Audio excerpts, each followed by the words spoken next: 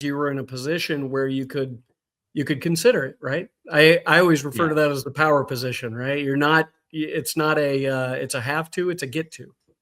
Yep. And we had a marketing company, and a marketing company has the ability to create websites, do internet advertising, to where other companies are going to spend X amount of their revenue on that. We were able to parlay it and use existing labor. There was no incremental outlays for that labor, whereas in another world like that wouldn't be. I also, within Wingman at the time, we don't really offer it that to anybody anymore, but we had a call service within Wingman. So anyone that was doing digital advertising that didn't have an assistant or a secretary or someone to answer the phones, we would answer their phones for them so they didn't lose leads. So, again, we had a built-in answering service, so we didn't need somebody, there to answer those calls. It just, again, we were able to cut a lot of things out that a normal small business that's starting up wouldn't have the ability to do. I love, Tom, so many businesses, sales, marketing, customer service, those are massive things for them to work on. And sometimes it's just not second nature to them. They have a tough time with it. Even with solutions out there like Wingman Planning, they just look at that and go, I'm never going to get to that. So Sure. That's a good example where M&A or mergers really is a nice way to be able to fill a void. And that's a great consideration. We talk about that all the time with customers about, like sometimes M&A, instead of growing it yourself, it's a faster, easier way to get to the right answer. It's interesting now with Wingman, we have a lot going on, and that I'm sure you're going to want to talk about today, but also, now we're looking at some strategic alliances and strategic M&A to continue to advance the brand, because we think that there's an opportunity with multiple B2B providers that can, lend to us, where it might be easier to just take somebody over than it is going to be to go in and build from scratch again. Yeah. And as you get older, opens you up don't so really many want to build from opportunities. scratch anymore. Yeah. In your 20s, it was easy. Sure. Well, then you start to, wisdom kicks in and you go, well, this is a lot easier. So let's talk about, Tom, tell us about your origin story. I mean, how'd you get started and how did you end up at this place where you're at today? So I started out in corporate America, I've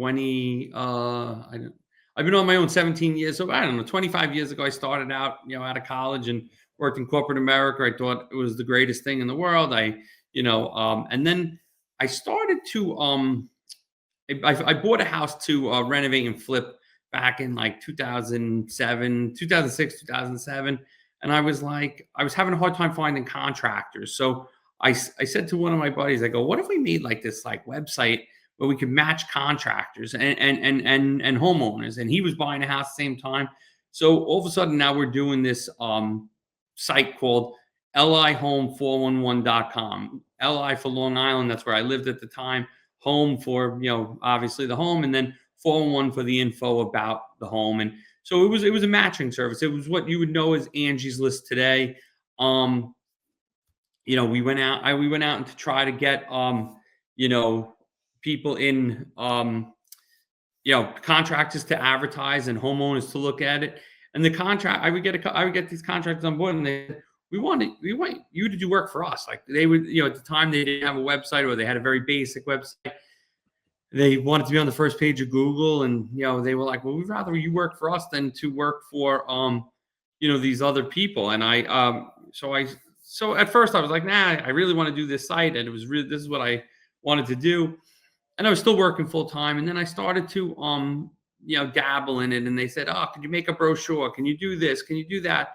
And little by little, I just started taking on the work. I didn't really know how to do it all, but I was finding, freelancers, subcontractors to help me. And then all of a sudden, little by little, I kept getting the same questions and answering the same answers. And I said, you know what, maybe I should switch over to working for the contractor versus working for the homeowner, essentially. And it started to go. Then my wife says, you want to live in New Jersey instead of living in Long Island?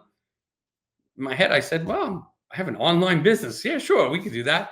So we go to New Jersey. I sell the first job in New Jersey, and the guy goes, why am I sending a check to LI Home 411 doesn't make any sense. And I said, so I said to my wife, I go, he's right. He's right. Like, so I'm driving one day from New York to New Jersey, and I said, you know what? I need a new name. And I go, Wingman. And I said, I'm their wingman. I'm a small business guy's wingman. They don't have a marketing team. They don't have this support. The web is, taking over now. I said, I'm going to be their wingman. And I told it to someone, and they're like, that's an awesome name. And I just went with it. And, 17 years later, we're still using the same name.